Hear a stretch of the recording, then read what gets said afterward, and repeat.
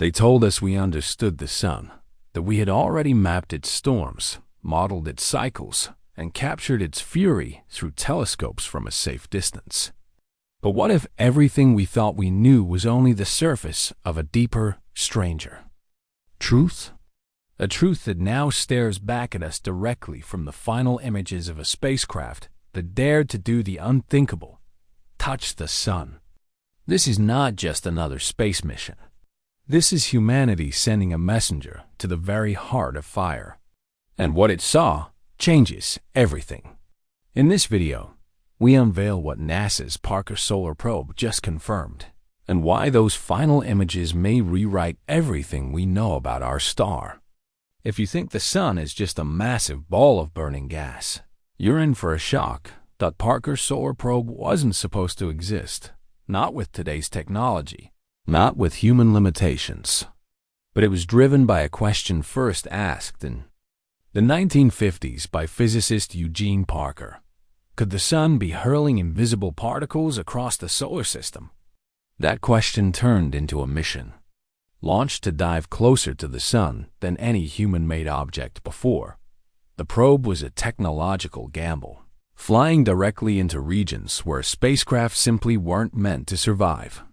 At its closest pass, the Parker probe came within just 5 solar diameters of the sun's surface, an unimaginably close distance by cosmic standards. As it accelerated under the sun's powerful gravity, it reached speeds no other spacecraft has ever achieved. 430,000 miles per hour, fast enough to cross the United States in just 20 seconds. But velocity wasn't the goal. Discovery was. With every millisecond closer to the sun's corona, the Parker probe recorded data that would not only confirm Parker's theory of the solar wind, but expose something far more perplexing. Hidden in the sun's chaotic atmosphere, we've been taught to believe that the sun is a giant, predictable fusion reactor, that its surface is the hottest point, and its behavior can be traced with mathematical certainty. But the Parker probe proved otherwise. As it pierced the edge of the corona, the outer atmosphere, visible only during a total solar eclipse, it encountered a reality that made no physical sense. The corona was millions of degrees hotter than the sun's surface, yet it was composed of a sparse, almost ghost-like gas. How could something so thin, so faint, be exponentially hotter than the roaring inferno below it? Traditional models of thermodynamics don't support this. It's as if some unseen force or mechanism is injecting energy into this ghostly layer of the sun, doing it in ways we don't fully understand. Even more concerning, these heated particles are not just trapped near the sun. They escape, traveling vast distances and eventually colliding with Earth. The very phenomenon Parker theorized decades ago, the solar wind, wasn't just real. It was far more violent and erratic than we imagined. With every new solar cycle, this unpredictable wind could potentially disable satellites, disrupt power grids, and even compromise national security. Here's a paradox. How do you get close to something that could melt steel in seconds without melting yourself?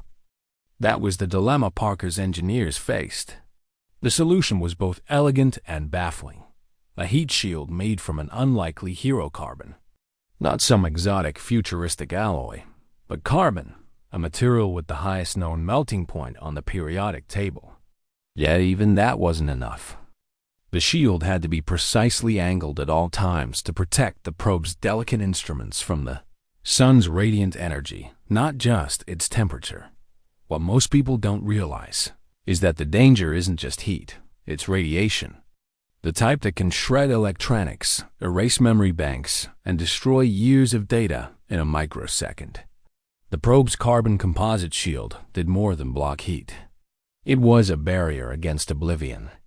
Hidden behind it were the instruments measuring magnetic fields, particle flows, and energy signatures that have now revealed something disturbing. Fluctuations that no existing solar model can fully explain.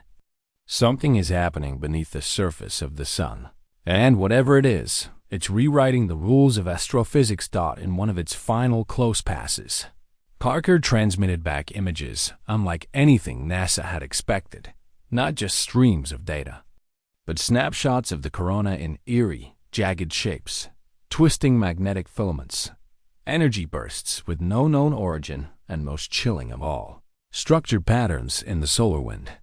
It was as if some intelligent force was organizing. The chaos. These were not the fluid, random motions of a purely natural system. Something about the order within the turbulence struck scientists as odd. It reminded them of algorithms, of self-regulating systems, of code. Could the sun, in its most extreme regions, be behaving like something alive? While NASA has not made any public declarations of artificiality, the silence surrounding the probe's most recent findings has only deepened the mystery.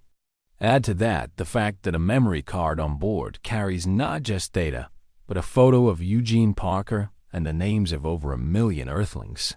And suddenly, the Parker probe feels less like a mission of science and more like a symbolic gesture. Message in a bottle we sent into the inferno to whisper back truths our species may not yet be ready to hear. When the Parker Solar Probe entered the sun's corona, it wasn't just measuring temperatures or magnetic fields, it was decoding behavior. What the instruments found wasn't the expected randomness of solar emissions, but a rhythmic pulse, a fluctuating pattern in the way solar particles were accelerated and directed. This wasn't noise, it was structured. It repeated at intervals. That defied chaotic models. More than that, the frequency of these waves seemed to vary in lockstep with the sun's magnetic field reversals and flare activity, hinting at an internal clockwork completely invisible from Earth-based observation. This opened a floodgate of speculation among physicists and engineers alike. Could the corona be transmitting a kind of data? If so, to what end? Are these patterns ancient solar mechanics yet to be understood? Or do they point to a deeper, almost sentient process at work inside our star? For the first time, researchers began whispering about solar cognition, not metaphorically, but as a possible emergent property of plasma behavior at astronomical scale. As absurd as it sounds, the data from Parker forced minds to entertain impossible possibilities. For centuries, astronomers have tracked the sun's activity through its 11-year cycle of solar maximum and minimum, punctuated by flares, sunspots, and coronal mass ejections. These cycles were thought to be consistent, even if their internal drivers remained poorly understood. But Parker's data delivered a quiet shock one that has not yet reached the general public. The sun's latest cycle appears to be intensifying prematurely. In other words, it's accelerating. The number of sunspots is increasing faster than expected. The solar flares are growing in unpredictability and violence, and the magnetic poles of the sun may be flipping earlier than ever recorded. This suggests a potential solar event that could eclipse anything seen in the modern satellite era, including the infamous Carrington event of 1859, a geomagnetic storm so powerful it set telegraph lines on fire. If such an event occurred today, it could knock out global communication, disable GPS networks, and fry power grids across continents. Yet, despite these risks, the information remains buried in scientific briefings and classified reports. Why? Isn't this front-page news? Perhaps because no one wants to admit just how vulnerable our civilization is to a star we thought we had under control. Among all the technology packed aboard the Parker Solar Probe, its instruments, its sensors, its hardened computer systems, there is one element that seems deeply human: a tiny memory card. On it rests a photograph of Eugene Parker, the names of 1.1 million Earth citizens, and a PDF copy of a 1958 paper no one believed at the time. But here's the strange part. This card is exposed. Not to the point of destruction, but not entirely shielded either. Its purpose wasn't purely archival. It was symbolic, a message, maybe even a challenge.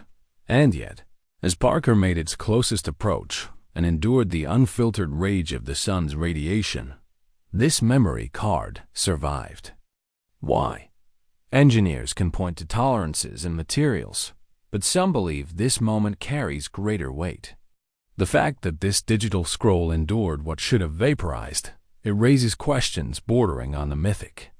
Did we send something more than data into the sun? Did we receive something back? While this might sound poetic or even conspiratorial, several scientists on the mission team have noted anomalies in the card's condition. Not damage, but subtle changes in electromagnetic alignment they cannot fully explain. Is it possible the sun responded? There is an ancient fear that has always lived in our myths, the fear of being watched by the heavens. Civilizations have worshipped the sun not just for its warmth, but because it appeared to see all, judge all. We dismiss those myths as superstition. But what happens when scientific instruments return home with data that suggests something even stranger than those old stories? In one of the probe's last successful data bursts, a telemetry log revealed a sharp spike in particle directionality, as if, for a moment, the solar wind had redirected itself. Not randomly, but purposefully. Multiple sensors confirmed this. Sudden convergence. For 48 seconds, the particle streams behaved as if targeting the probe itself. Then, just as suddenly, the pattern dissolved, replaced by normal solar turbulence.